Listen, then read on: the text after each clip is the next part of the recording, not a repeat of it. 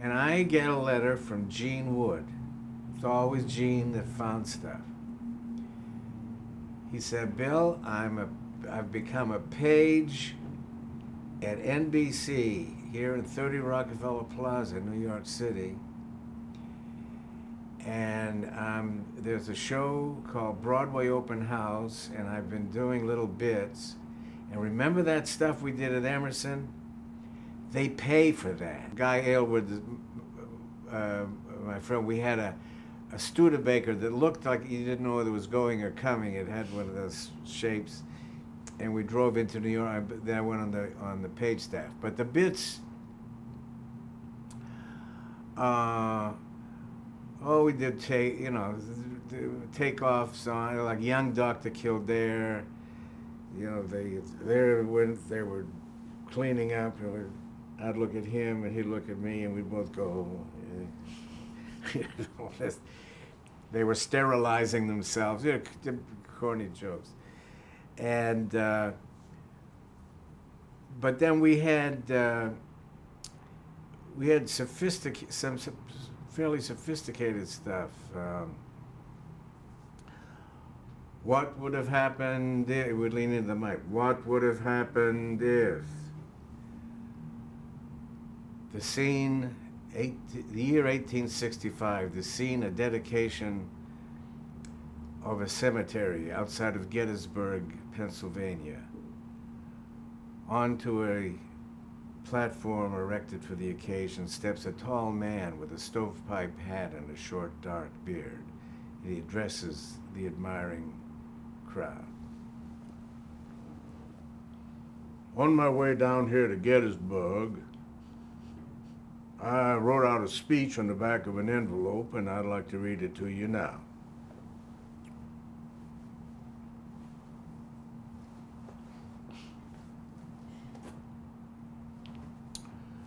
Quite a few years ago, your daddy and my daddy got together. That was, what would have happened if the scene, the bombing of Fort McKinley in a forget the name of the boat, a Philadelphia lawyer and with a cast of characters watch out of the porthole of the brig. Hey, say, can you see? By the dawn's early light. You see it? Oh, say, can you see by the dawn's early light? Get a pencil? Think. Oh, say, can you see by the, get a paper? Yeah? No? Ah, the hell with it. This was, Dana and Wood's act was all these takeoffs, little bits and pieces. Now, there was no straight man. You were both comedians. No, that was the thing. And eventually that's what broke up Dana and Wood, because we understood that we were not Martin and Lewis, that we were Lewis and Lewis. But the audience didn't. And I had the funny Jew boy Punim, and Gene looked like the quintessential straight man.